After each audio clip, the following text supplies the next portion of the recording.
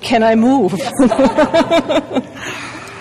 Thank you so much for inviting me to talk about something about which I talk all the time when I have people in front of me who want to know a little bit more about the sacred text of their religious traditions, which, as you know, our Bible, the Christian Bible, consists of two parts: the Hebrew Bible, or Old Testament, and the Greek Bible, or New Testament. And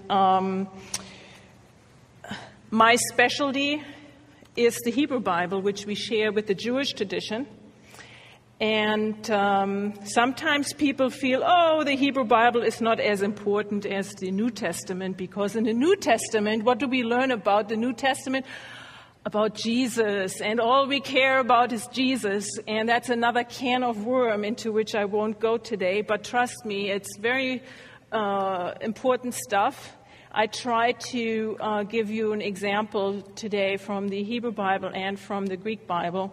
But before I do this, I need to figure out how I tell my help in the back for the next slide. I don't know how you got involved with reading the Bible, but one thing I do know, having studied biblical studies now for a long time, that there are many different paths. And all of you sitting here might find it a little disturbing what I will tell you tonight, because some of you come from a theological, spiritual, religious background that finds the academic study of the Bible, or have heard that it is like coming from the devil. And what I want to accomplish today is to put the study, the academic study of the Bible, and your question, how was it formed, into a historical context. Now, it is true that I am a postmodern Hebrew Bible scholar, but that is shaped by a particular historical, cultural, political, intellectual development. And many of you, whether you come from a position where you learn that the Bible is inerrant, or if you're coming from a tradition which taught you that the Bible is just a book of fables, or if you're coming from a tradition in which the Bible is your spiritual, personal, private kind of book of last resort, no matter where you're coming from, we all stand in this historical development that I want to outline to you today, because the question that you posed as my topic for today, I didn't choose that topic, although it's very important. I always begin my introduction classes in Old Testament exactly with that very question: how was the Bible formed? Because then you actually learn to understand where your particular bias is coming from when you open this book, or when you think about this book, whether you are a person coming from a biblical inerrancy position, a secular position, or a privatized, personalized, sentimentalized, the PPS.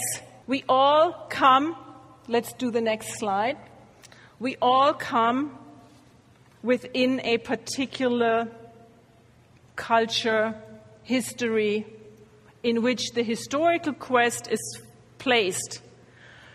500 years ago, the question how the Bible was formed was irrelevant. Nobody was worried about that question. So what I'm showing you now is why are you so worried about it?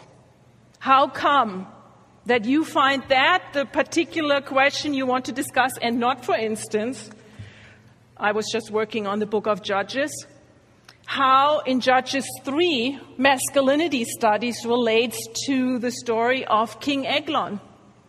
You don't have that question. You're asking me how the Bible was formed. So how come that this question is so important? And in order to understand this, I want you to become aware that right now we are moving from the modern epistemology, the way of knowing, from the modern epistemology to the postmodern epistemology. And before all of that happened, we lived in the pre-modern epistemology. And the pre-modern worldview was not wrong, or it was what we call unscientific, but it was therefore not wrong. It was the way how people read the Bible. And it ended basically in the 15th, 16th centuries. So what were the characteristics of the pre-modern worldview which we do not share anymore? The characteristics were that it was a worldview focused on God and focused on the earth as the center, guided by God, all-powerful, shaping and moving everything on earth, and all the stars and the sun and the moon. And what was the authority for knowing about the world? Not some scientist in some lab. The Bible itself, more or less, because the focus on the Bible, on the text itself, is yet another development that happened in the early stages of the modern worldview. Who was responsible for this medieval pre-modern worldview? I put here on the slides 3 images. One is a not historical depiction of Ptolemy, who lived 90 through 168, I think it says. These are approximate dates. CE, the Common Era. And he wrote a manuscript, a treatise that we still have, which was basically recovered and kept alive throughout the ages. I put it up there, Almagest. In this pre-modern worldview, history did not matter because it was all clear and described in the traditional texts of the time. And in the traditional texts of the time, not some secular telescope was important. But as you can see on the right image, the world consisted of 3 leaves, Africa, Asia, and Europe. And what was in the middle, the center of Earth, was Jerusalem. That was the sacred center of the world. It is, of course, a perspective that is very European-centric. When we talk about the problem, why we're asking how the Bible was formed, we don't go to Chinese history or Korean history or Japanese history or Australian history. We are beginning on the European continent and the developments there. This is very important to remember. I taught a semester in Hong Kong and had Chinese and Hong Kong students in front of me, some Christian, some not. And there, too, I had to start with the European historical developments when I teach about the Bible. Now, it doesn't mean that the Bible wasn't read in Asia. In fact, Chinese Christianity, Asian Christianity is very old, going back to the 7th, 6th century, CE, Common Era. But this is not how our question arose throughout the ages. And as I said before, just to reiterate, what I'm trying to impress on you is you are asking the question about how was the Bible formed. This is not a simple question. It comes in a very particular political, cultural, historical framework. And you don't usually, when I talk with people about these matters, they don't know this framework. So I want to give it to you, because from there you can either decide this historical question really is of extreme importance to me because of the context in which I'm operating, or you're moving to another level of reading Scripture. Okay, so this is the pre-modern worldview, and then the developments that happened on the European continent that still are with us brought to more and more fruition what we call the modern worldview. And all of us are located in that worldview. And your question shows me that this is the worldview in which we are still operating, although at the end you will see, I think you need to move with me and with those of us who do this kind of work for a living to expand from that perspective, to expand from the relatively limited historical question to something else. But before we can do that, you're quite right in starting there. And the modern worldview changed everything, but it didn't change in one day or in 1 year. It changed over centuries. The people in the 15th, 16th centuries, they didn't know that they were moving into a new worldview with different assumptions, with different priorities, with different questions. They were living side by side, as we do nowadays. We have modern people among us, and then there are those who are moving into the postmodern and even the post-postmodern paradigm. We live with each other, and sometimes parallel, sometimes conflicting, and that's the same thing that happened with the modern worldview. In the 16th century, plus minus, some people were not interested at all how the book of Genesis was formed. They didn't even know they should ask this question. But we know one thing. They were successful because nowadays you are asking that question as your key question. And when I'm telling you that the historical question is really not that important because we don't know that much about the historical formation of the Bible, we have different theories, we'll get to that in a minute, then some of you will get very nervous and say, why should we read this book to begin with? If it's not historically true, why bother? And maybe you're not asking this question, but I tell you, my students are asking this question every semester. Some of them are crying about it. That's how successful we have been collectively since they had put up the 16th century, 15th century, 17th, 18th century in asking the very question how the Bible was formed. And that question was shaped, number one, by scientific developments. Because what happened is the Earth-centered universe was replaced by the heliocentric universe. Suddenly we learned that the Earth is round. It's not just flat and God is above and the devil is on the bottom and the planets are going up and down there. No, suddenly we learned we are not the center of the universe. Big problem. Who had the biggest problem at the time? The religious authorities. They always create trouble. They put the scientists on house arrest. They burned them on the stake.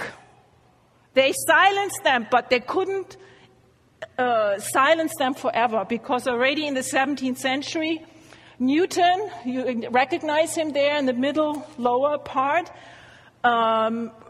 published a book that described exactly, if there are any physics people and mathematicians among us, you know this better than me, but he, 1655 or 6, published a book that put all the previous scientific studies together, and there was no question anymore.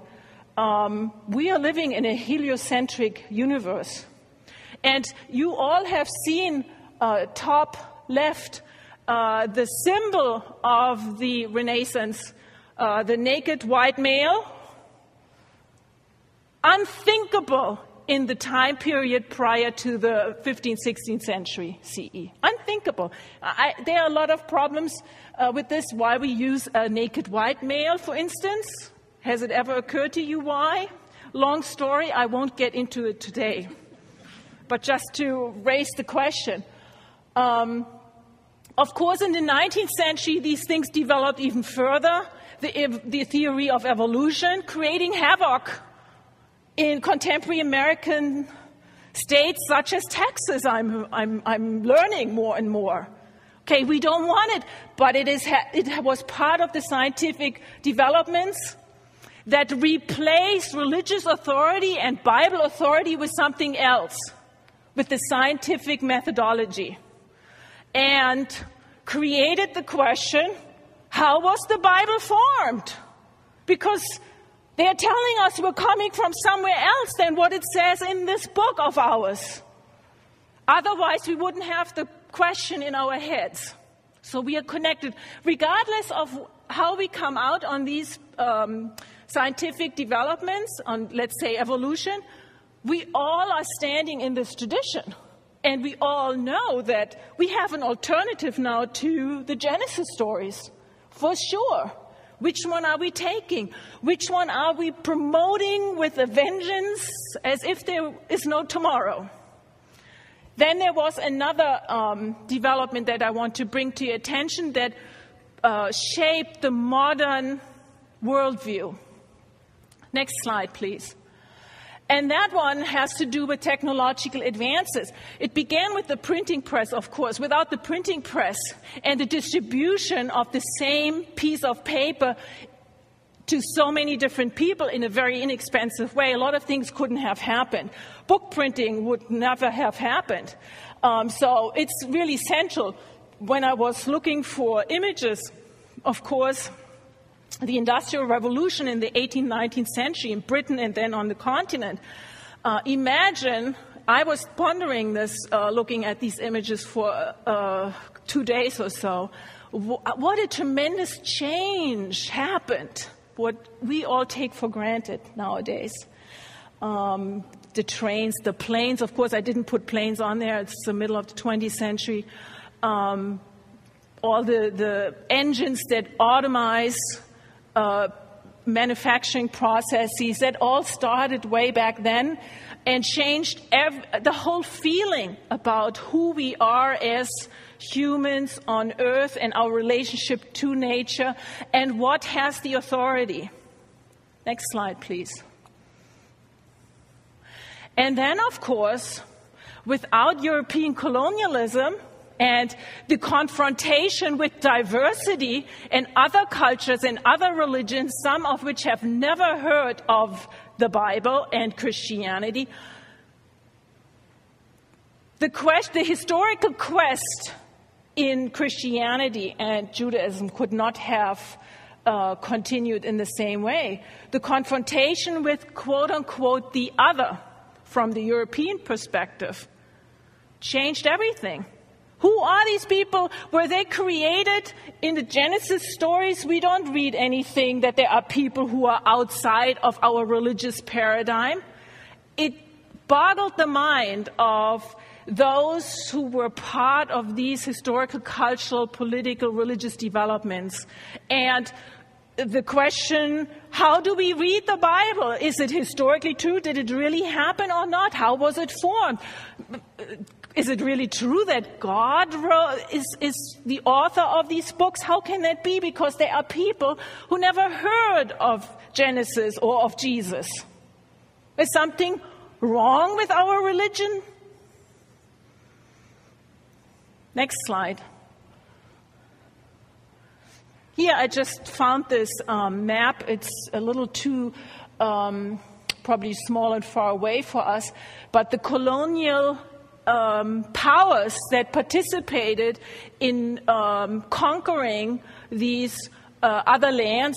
I would imagine many of you have seen these maps anyway, but it was a historical development, and this historical development brought the historical question to the forefront of Christians and Jews reading the Bible. because you have people all over, many more lands, have not read the Bible, have never heard of God, have never heard of Jesus, have never heard of Adam and Eve. And suddenly, what does that do to our sacred text? Next slide, please. And for sure, the Protestant Reformation, without it, we wouldn't ask the question how the Bible was formed. If you think about it, I just put a couple of heads up there. But it happened, Jan Hus was burned on the stake, actually. I don't know if you know that, but he was kind of a forerunner. That's why I said earlier, the move from what we call the pre-modern worldview to the modern worldview was on a sliding scale. Some people were advancing causes that 200 years later became realities. Without the Protestant Reformation, which was challenging what? Protestant Reformation was challenging political and religious authority. We have seen before, this happened already with the scientific developments. Suddenly, we are circling around the sun as the earth, and that challenges the biblical worldview promoted by the church. The technological advances, people don't even have time or resources anymore to participate in religious life. Plus, you can print all kinds of information in ways unheard of before. You could read for yourself. You didn't have to believe it anymore. And third, here, the Protestant Reformation challenged the status quo of the Catholic Church on the European continent and challenged how religion was supposed to be consumed. Now we can read for ourselves. Sola scriptura, only scripture became the authority. That's why to this very day, we as Protestants focus so much energy on the Bible. Catholics don't do that. There are other ways of nurturing your faith and your understanding. We, as Protestants, subscribe to the notion of sola scriptura, only scripture. And that's why so many people today who are Protestants, even when they just call themselves Christians, still in the Protestant tradition, battle over the Bible. That's where it's coming from. It's not some just spiritual insight. It comes from real historical, cultural, religious developments, grounded way back then in the 16th century. It's part of the modern worldview. And next slide, please. And these forces, plus some intellectual development, some scholars who at the time were not known for doing their radical, their innovative work. But for sure, we should mention Baruch Spinoza. I don't know if you've ever read anything of his work, but he wrote a very important book, not easy read, that the Theological Politicus, which is a very early evidence for intellectuals in the European context in the 17th century, asking the question, how was the Bible formed? There are too many contradictions. He said, I don't think God wrote this. And Moses for sure didn't transmit it because Moses is dying already in Deuteronomy 34, and we learn about it, and he couldn't have written it because he was dead. So who wrote it? And that's how the question started. And the interesting thing is these questions started with the Pentateuch. Okay? Genesis, Exodus, Leviticus, Numbers, and Deuteronomy. They didn't start with Jeremiah. And they didn't start with the quest for the historical Jesus. They started with the Pentateuch.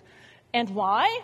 Because, as I said before, the European colonizers came back to Spain and to Britain and to wherever they went back on the European continent, and they said there are people running around, they don't know about Eve and Adam.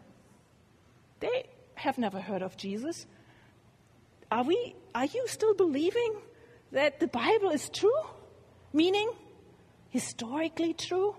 Right? When we always say true, is the Bible true, we usually mean historically true. That was Genesis. Spinoza brought us to Deuteronomy 34. Read it for yourself if you've never seen that. Report of Moses' death. He couldn't have written that. But tradition said the first 5 books were written by Moses. So he didn't write Deuteronomy 34, but he wrote the other stuff. And then this is how the journey began, the intellectual journey, until we come to a theory to which I come in a second. But there is some other important intellectual development, and maybe you have heard of it. I discovered it several years ago, many years ago, but there was a French thinker, Pereire. I put him up there, I think. Do you see him? Yeah, on the right top. Isaac La Pereire, 16th into 17th century. He wrote a book called The Pre-Adamites. Have you ever heard of it? There's a contemporary tradition. And in the 19th century, actually very problematic tradition, depending where you stand. But it takes seriously the insight. There are people on the planet that have never heard of Eve and Adam and know Jesus and know God, as I said before. So where are they coming from? How is the Bible right, true, if there are people who have never heard of our Bible? And so the theory came up, these are the pre-Adamites. Actually, in the 19th century, it involved also a lot of racism and how different races developed from whom and which ones are more superior and inferior, which culminated, of course, in my tradition in Nazism.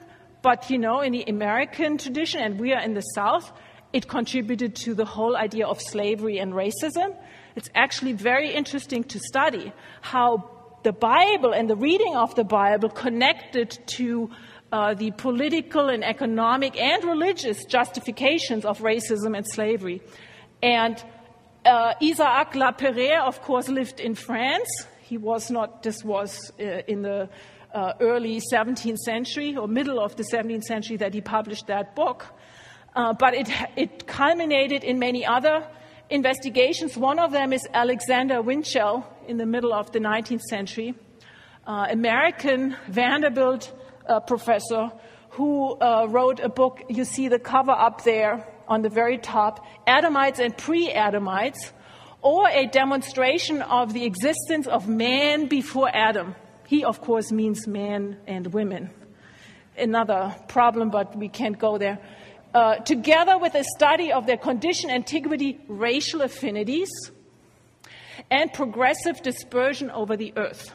Okay? So the idea that we are coming from, that some of us humans come from other people but Eve and Adam, try to merge the biblical account with some scientific theories, I should say. Okay? And it's the same quest after which you all are. How was the Bible formed? Is it true? Did it historically happen, what is described in the Bible? That is a deep quest of ours. It's the modern quest. That's why good thing you didn't invite me for the historical Jesus discussion. That's why I'm a Hebrew Bible scholar, but I have taught it in other assignments, not at Perkins. But the historic, it makes people very nervous.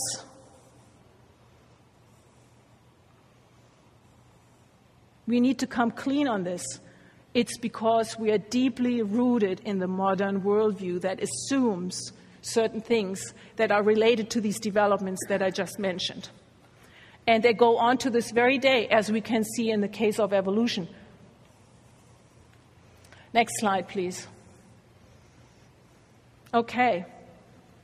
Now I want to get a little more specific.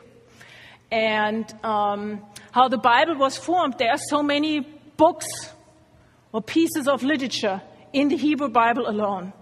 So what I show you here is that when we mention Hebrew Bible, it's already a lost case, because which canon do we really refer to? Okay, we are all Protestants here.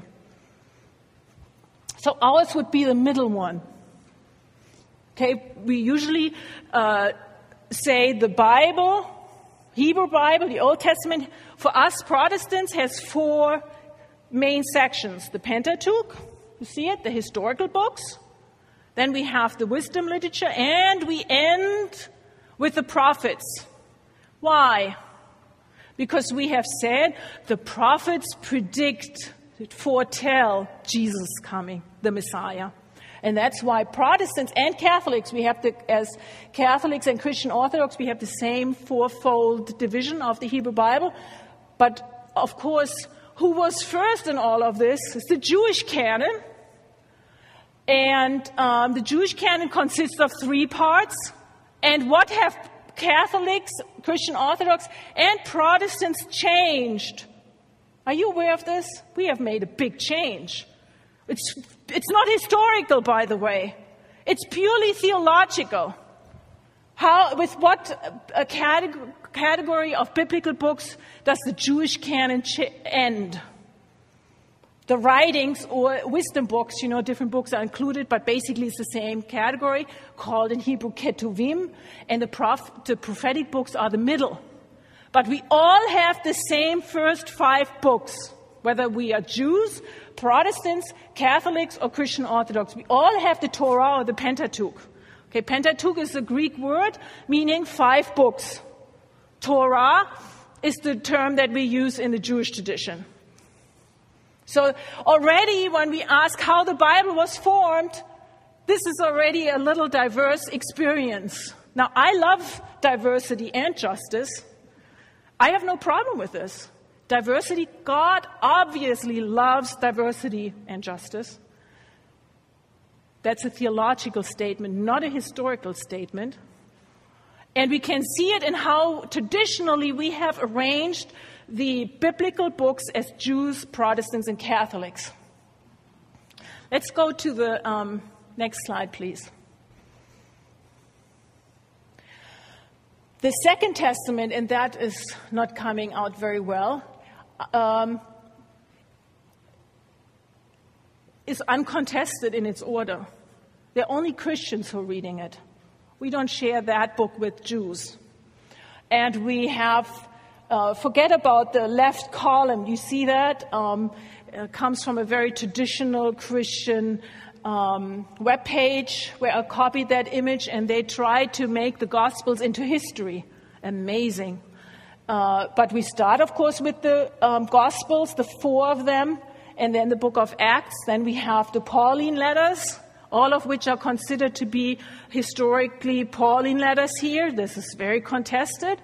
And then we have the epistles, and we end with Revelations. This is the content of the New Testament or the Greek Bible or the Second Testament. I called it Second Testament there because I want you to get used to the different terminology. Become flexible there.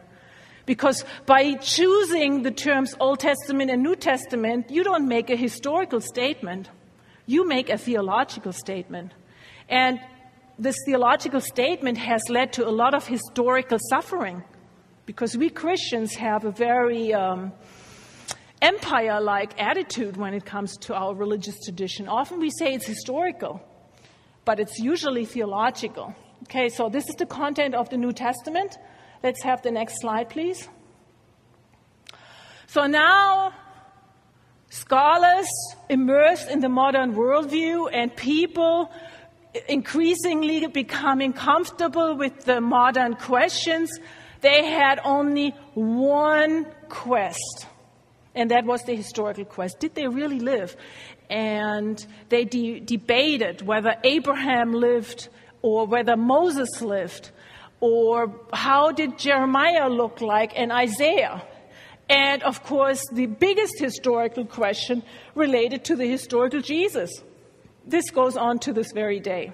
Although I tell you, I come from the German theological tradition. There were some renowned New Testament scholars at the end of the 19th into the 20th century who definitively wrote that we can say very little about the historical Jesus. There were definitive books written, translated into English, but that does not kill or divert the interest in figuring out who the historical Jesus was to this very day. And I put some of these titles up there. Some of them you can read. Renowned books. If you are interested in finding out how has John Bright, a mid-20th century Hebrew Bible scholar, how has he reconstructed the history of ancient Israel? There's the title, A History of Israel, John Bright.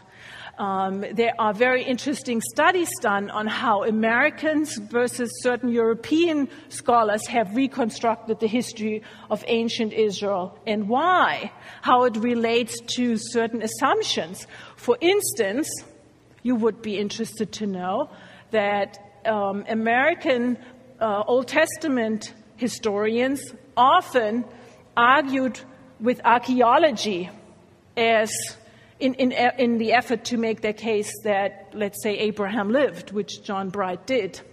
And they used archaeological evidence. However, archaeological evidence doesn't have dates on it, okay? And is open to a lot of interpretation, as the texts are.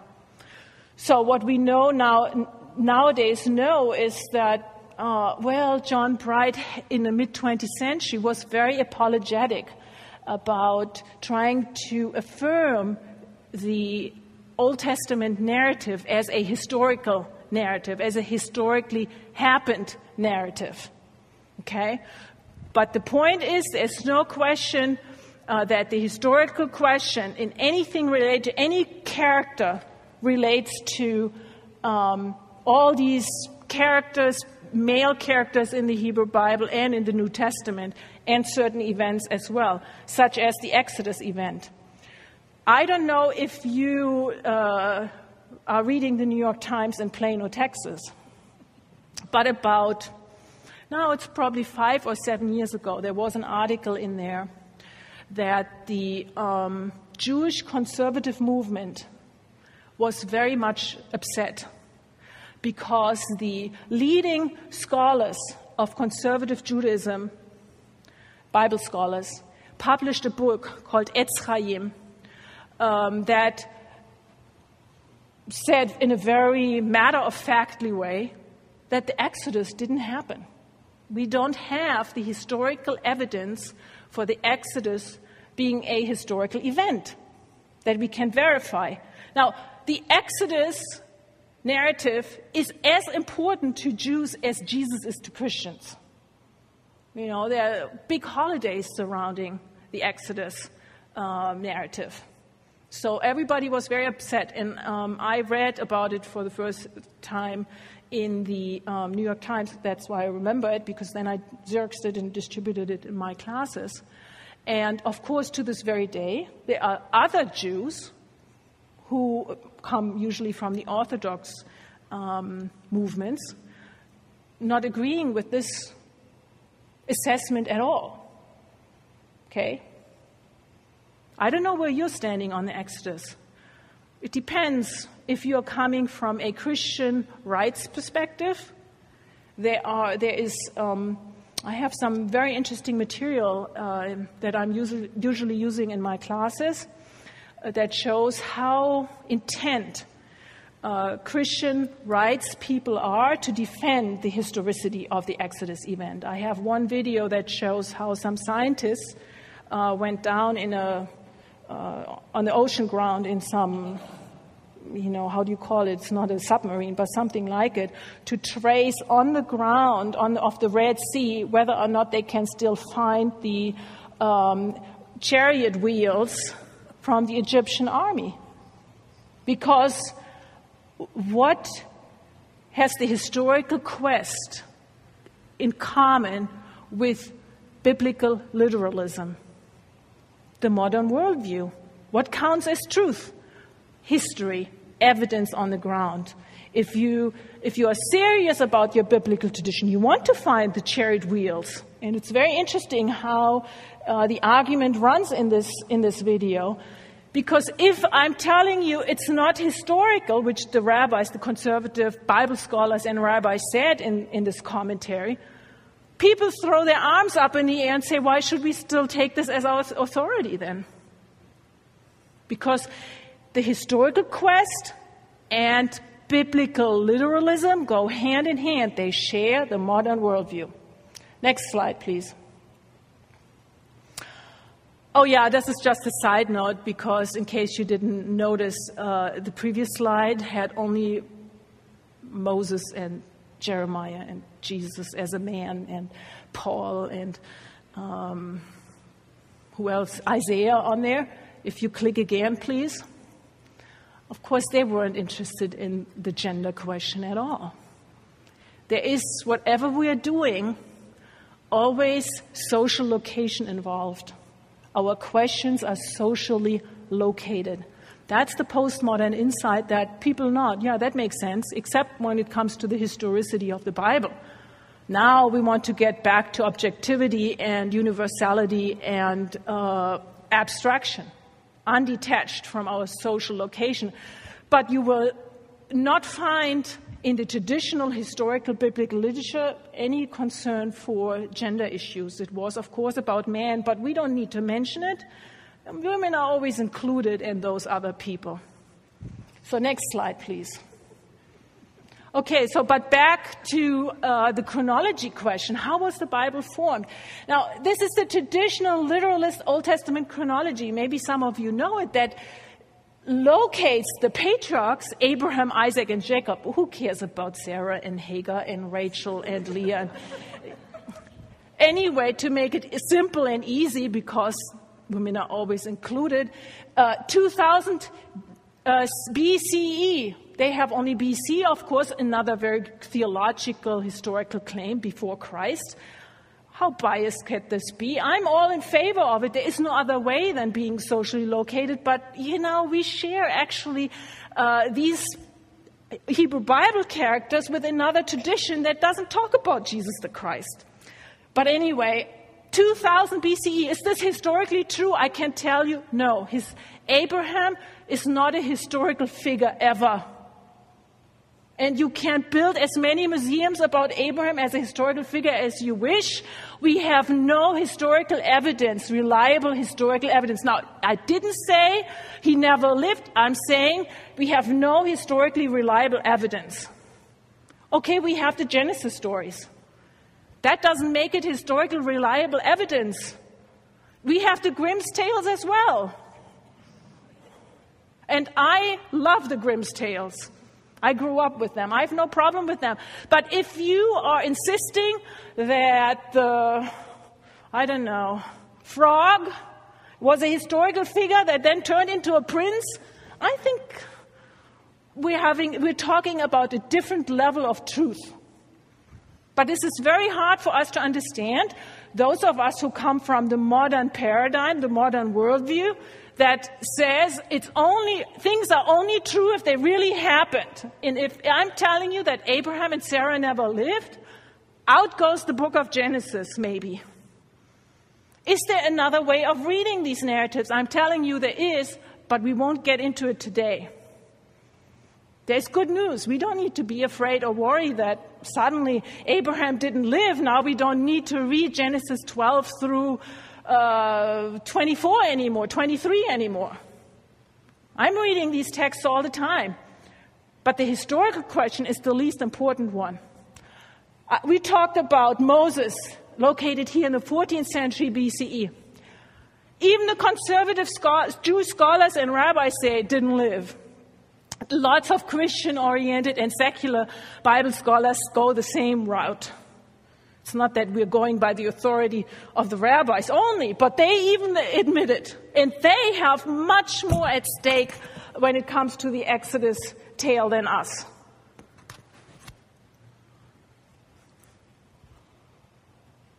Saul and David. A lot of Hebrew Bible scholars think, yes, they live. I'm telling you, they don't live. They might have lived, but our evidence is slim. I was at Tel Dan where they found the little inscription of David in Hebrew letters. This little inscription of a first male name is supposedly the entire evidence, or should be the conclusive evidence for the unified monarchy in ancient Israel.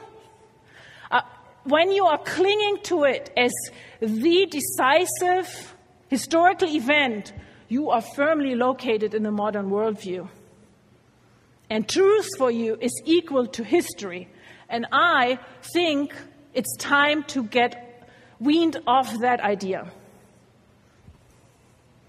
And there are more and more Hebrew Bible scholars and historians saying that, yes, the fall of the Jerusalem temple by the Babylonian Empire in 586, 590, 392, we go with that date. And in fact, they locate the writing down and the composition of a lot of the Hebrew Bible literature into the Babylonian exile and even into the Hellenistic era.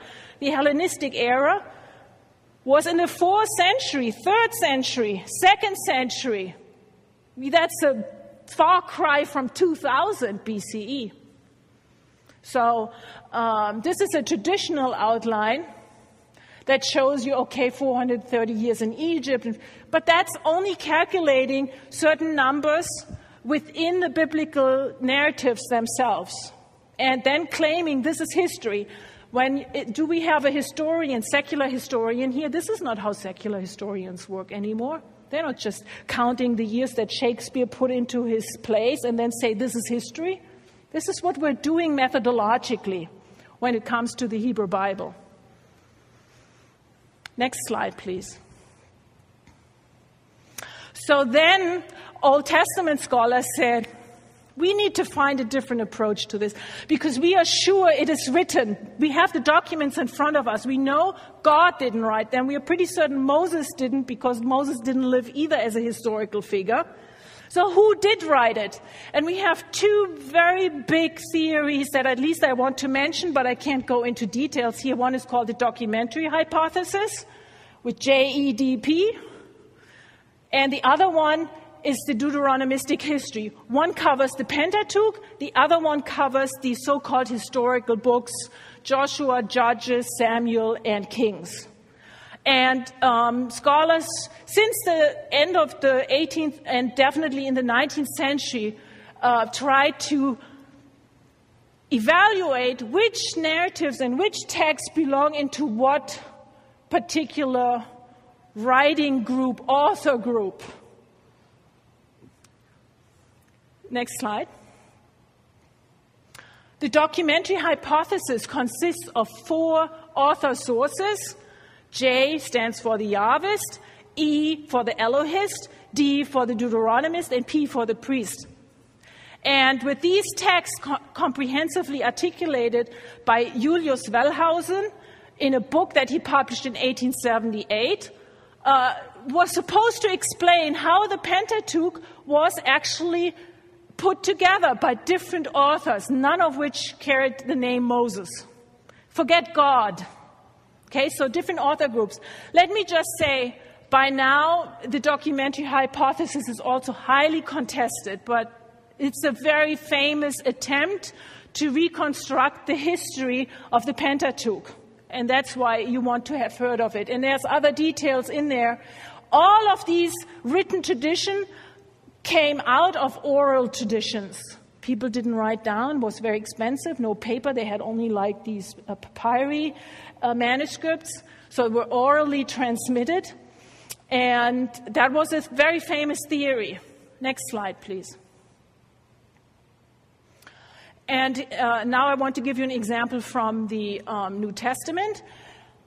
This is the literalist chronology. Let's go to the next slide. And here's a historical critical chart of the New Testament chronology. What you see from it is that the letters of Paul precede the gospel narratives. The famous stories that we have about Jesus are later texts to the rather abstract philosophical text of Paul. This is very important. And we don't just lump all the different Gospels together. They come in different eras. We begin with Mark as the oldest Gospel in the New Testament, 65 through 70.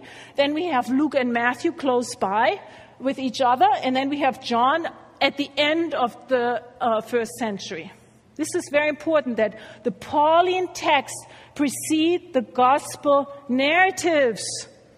So why do you always love the Gospel so much? Because they're stories, but are they historical? Next slide.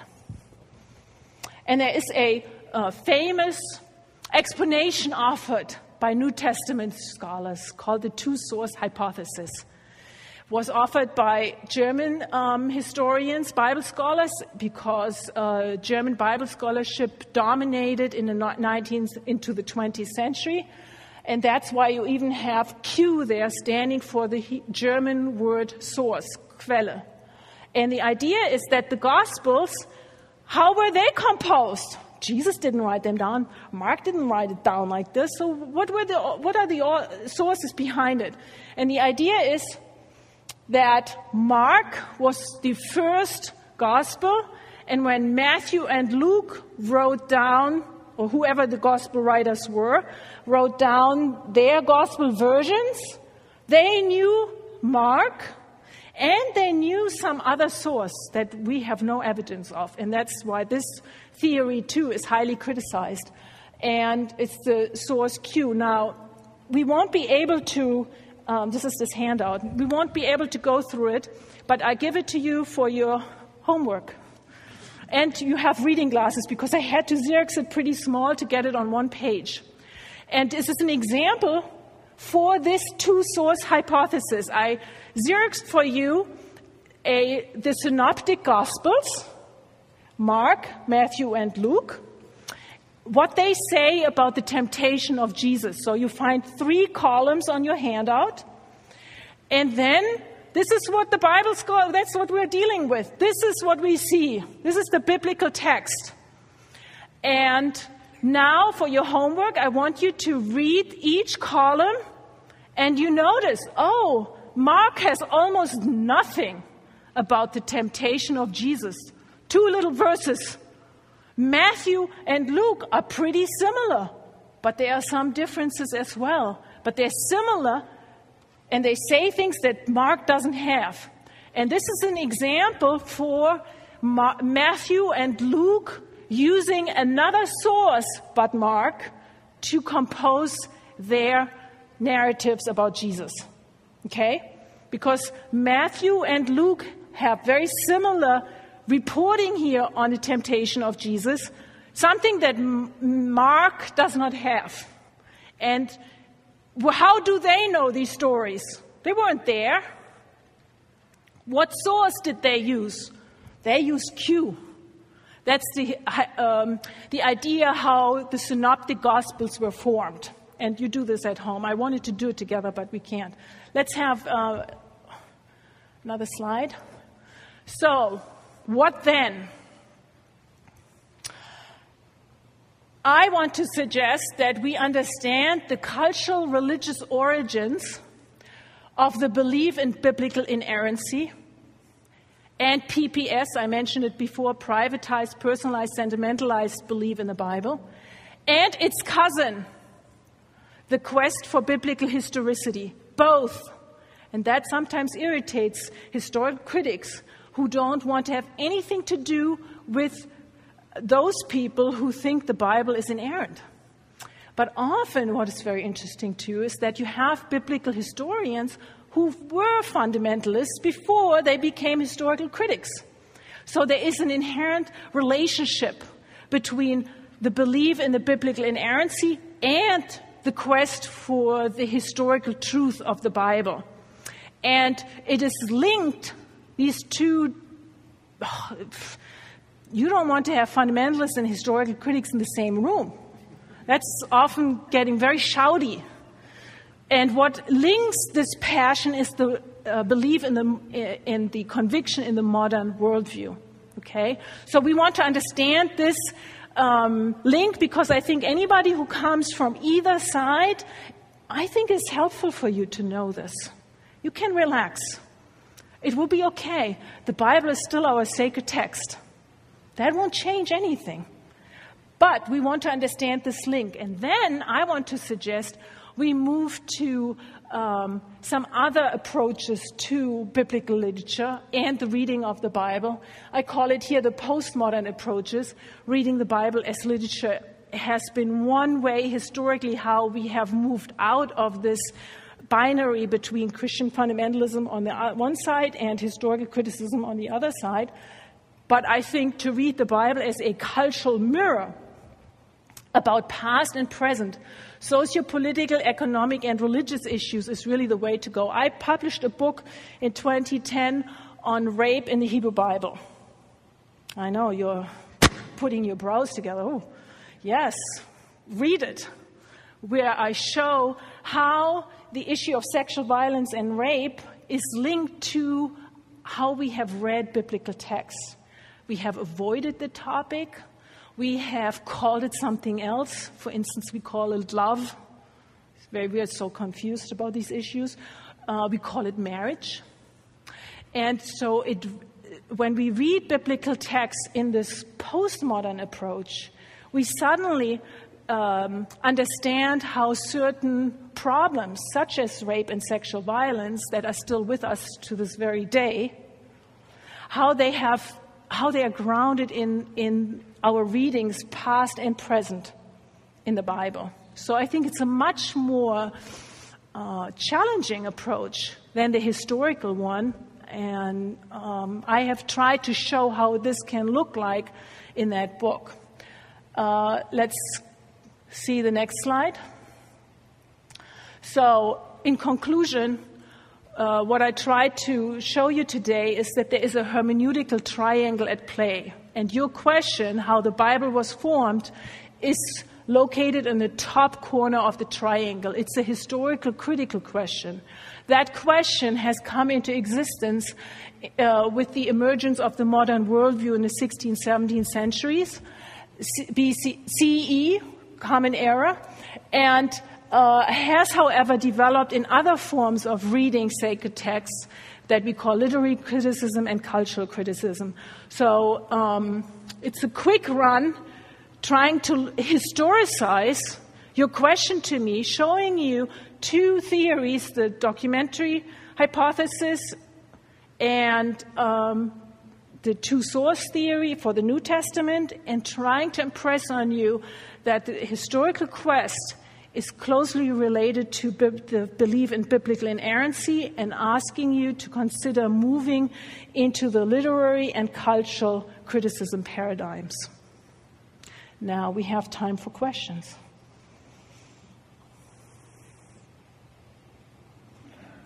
Yes? I have a question going back to the archaeology part. Okay, it's my understanding, because when I hear you, in considering it historical, all right, it sounds to me like you're saying that the people who believe in the historical, just because we haven't found any archaeology, they're saying that the Exodus didn't exist, that Abraham didn't exist, or are they saying we don't have proof that they existed? We don't have historically reliable evidence. But they're not saying they didn't, they're just saying... Then they usually say, therefore, we should not take these biblical narratives as historical facts. I mean, I see the ground in there, because we have not discovered everything archaeologically yet that has happened in this world. So, to me, it should be, we haven't found any historical proof that they exist, but that doesn't mean they necessarily did. You know what I'm saying? Yeah, so you just don't have the proof that they did. Well, that's a strong statement. Some people would say, well, we did find, for instance, the archaeological evidence of the Davidic temple in Jerusalem. We did find a lot of early church structures and mosaics on the ground. I actually was on an archaeological dig once. We have early bronze walls that we find and pottery remnants that we have found. The question then, what are we doing with this archaeological evidence? Do we then say this comes out of the time of, let's say, Moses, because he comes up? And therefore, the biblical narratives about Moses report historical events. That's the leap. There are some scholars saying, well, we can definitely write the history of ancient Syria, Palestine, and ancient Canaan. And we might want to consult the biblical literature, but chances are we won't find evidence that David actually was in a chamber with Bathsheba doing whatever he did there. I call it rape. That we won't find that. But we have read these narratives as historical depictions of what King David did with Bathsheba, for instance. So you're saying, well, maybe there's hope that in the future we will find the conclusive evidence. What I'm trying to say is this passion for historicity is so modern. Relax. Yeah. Let it go loose. And yes. I'm just saying you can be open to it. Is that just because we don't find it doesn't make it true, but we don't necessarily have to believe it's true because we haven't found the historical. I'm just saying it's up in the air. It's not entirely up in the air, but maybe we can be hopeful that one day we will find the conclusive evidence. The more interesting question is, why are we so passionate in wanting to find the evidence? It shows more about who we are and how we define our religious truth and merit and hopes for the world. And if there was no Moses, maybe then there was no Jeremiah. And then where do we go from there? And then nothing is secure and safe anymore. And everything is up in arms. So we don't even let this happen, this thought experiment. And we say, and you know what? Adam and Eve lived too. Because there is a close link between how we argue for biblical historicity. I'm definitely not against history writing. I don't want to be misunderstood. In fact, I love history writing. It's very important to do this. But on what basis are we doing it? And when we look at the history of how we have done it when it comes to the Bible, we get often very passionate, and then we can't see clearly anymore. We have really no reliable historical evidence for the Exodus out of Egypt, for Abraham for sure. And it's highly unlikely that we will find any kind of historic archaeological evidence that Abraham did live. However, as scholars, we definitely need to keep an open mind, and maybe it will happen, but it's highly unlikely. But it doesn't mean it can't happen. Okay, so I'm going back and forth, and what I'm trying to say is there are other ways of reading the literature that doesn't say either it was true or it was not true. You know, we are in this impasse. It's true, it's not true, it's true, and we don't even see that there are other ways of reading this literature, because for good reason. I showed you now for 500 years or 400 years we're struggling with that question. We are only here maximum 100 years, so we are part of a long intellectual process where we have debated this collectively as Christians and as scientists and as atheists and as Jews. And so I want you to know that there were certain theories made how this literature came into being, but all of these theories are very much contested nowadays, which is the point of theories. I once had a student saying, why do you teach us a documentary hypothesis and then you tell us it's not true anymore? That we can't verify it anymore, that it's contested because people say there was no J. If there's no J, there's no E, and if there's no E, what is P doing there? But it was highly influential in the intellectual discourse on how should we study the Bible. The same with Jesus. Big can of worm. Very, very interesting. Because I think we do history as idolatry. Really, if you're asking me for a theological statement, I think that's what's going on. It's very serious from my perspective. I'm not against trying to reconstruct biblical history, but not being idolatrous. And sometimes you feel people have only this as their question and can't see that it's a sacred text for you guys are in the church here. Okay? I'm teaching at a seminary, future ministers. It's a sacred text of Christianity. How are we reading this besides reading it as historical literature? And not only reading it as PPS literature either. That is the challenge for us today. Without being fundamentalists, without being fundamentalists on the historical side, and without falling into the trap of just privatized, personalized, sentimentalized Bible readings. And there are other ways of reading the Bible, but it's unfortunately not very well known. You can blame us for this. Is there another question? Seemed like you reduced everything to myths and fables. What are we supposed to cling to? I don't see anything on Christian tradition or inspired Word of God or anything in your presentation. Because the question was, how was the Bible formed? That was your question to me. You wanted to know from me, how has the academic field of biblical studies answered that question? Do I limit, or do we in the academic field limit everything to fables and myths? Myths, yes, definitely myths, but not in the derogatory sense of the word. Sacred texts do not claim what we call history in the modern worldview. We cannot even see it because we take for granted the modern worldview so much. Myths, if the Bible is a myth to us, that would be quite something. I think we reduce it to historical events. A myth is much more important than whether or not this person lived or that person died. A myth gives meaning to lives, guides us in how we organize ourselves. That's what a myth does. I think we need to recover the deep sense of myth. That is the claim of all sacred texts. There are other sacred texts on the planet. I studied a little bit the Popol Vuh because it has a connection to the creation stories. Popol Vuh is the sacred text of the Mayans. The point is not to describe historically whether or not the earth was created in 7 days. That's idolatry. And that is a theological statement. So if we could, what would it mean for us as Christians to read biblical text mythically? It's very interesting. I like to read the Bible in a sociological fashion. Very interesting. You learn a lot about how we lived and practiced certain things and who contributed to the conversation and who didn't. But to read the Bible as myth, I wouldn't say it's a fable, but I like fables too. What's wrong with it? To read the Bible as a myth and a fable.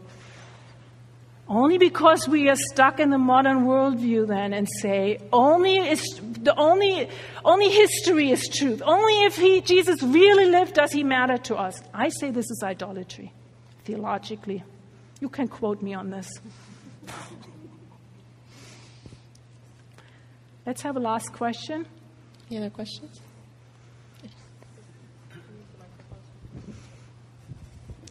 You give it as an example the lack of historical proof that Abraham lived and did what he did. For the development of the Jewish faith, Jewish tradition, should there or would there have been a person or some people who came from maybe, I guess, the area beyond the Euphrates and settled into what's Israel now? Whether it was somebody named Abraham, or was there a core of belief that developed in the Euphrates area that was moved into Israel? There were certain Bible historians in the 19th century that made that claim, and it was articulated famously by some early 20th century Hebrew Bible scholars. that although we cannot prove Abraham as an individual historical person, there were certain ideas that were floating around. It's a very apologetic move.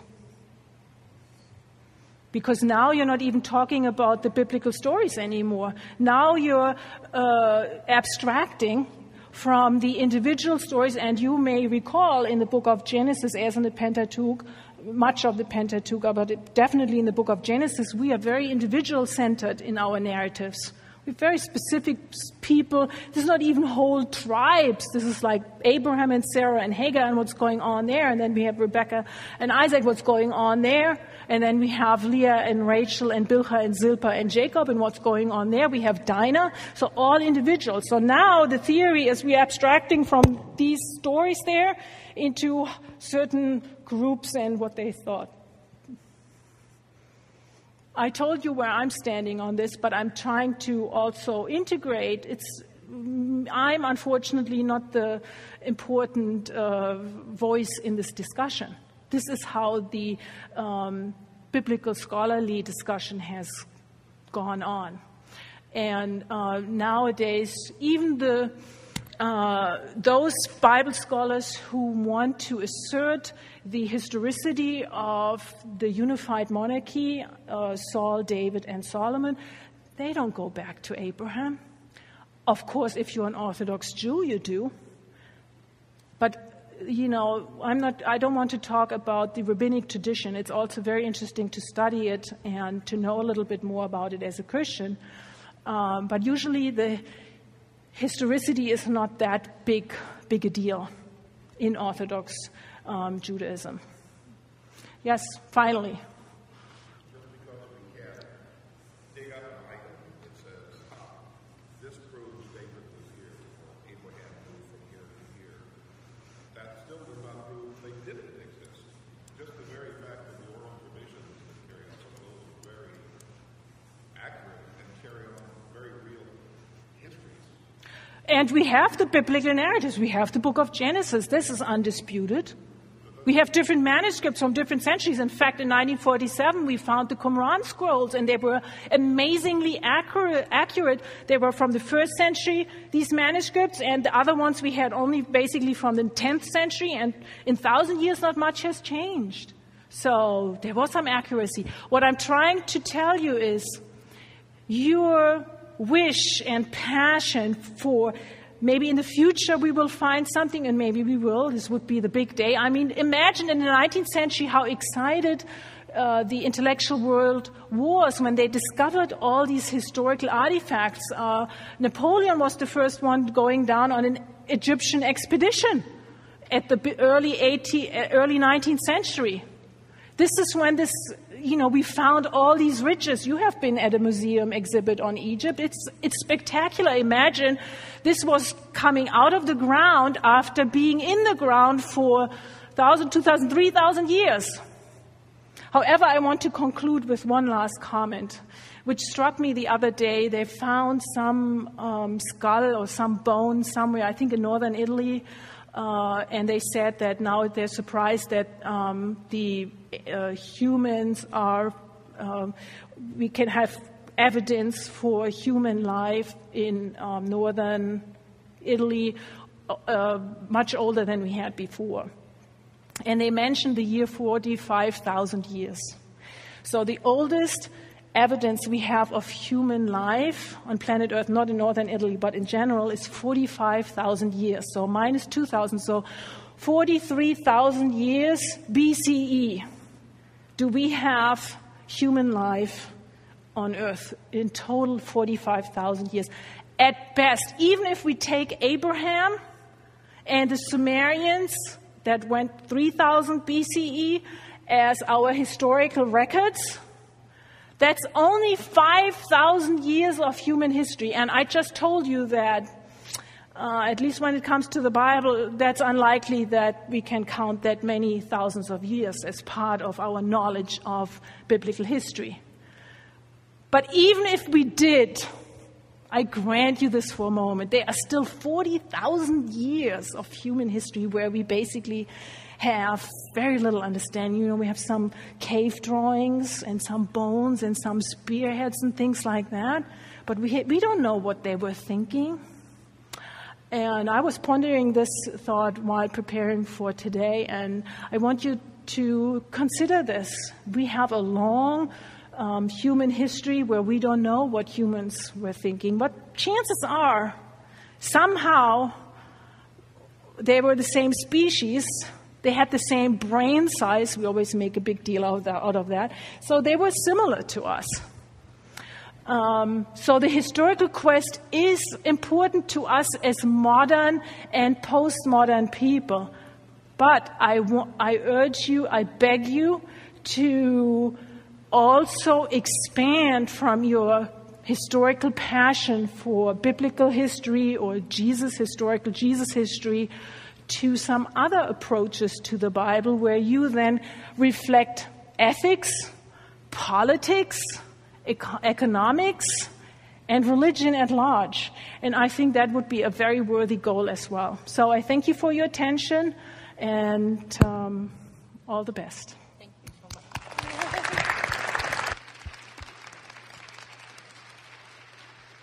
Thank you so much. I can imagine from your questions that this question has brought up some more questions. A lot of food for thought. Thank you so much. This is exactly where we're trying to go with this series is thinking beyond where we have before and opening up our mind to a new way of understanding our faith, and in particularly the Bible. That sheet that I gave you, that sheet that has the list for next year, that's not just for you to put on your refrigerator, okay? That's for you to take and give to somebody that you know who is struggling with one of those questions. It's the invite one, and that's what we're all about. Don preached a sermon a couple of weeks ago that talked about how we need you. We need you. And part of this series needs you too.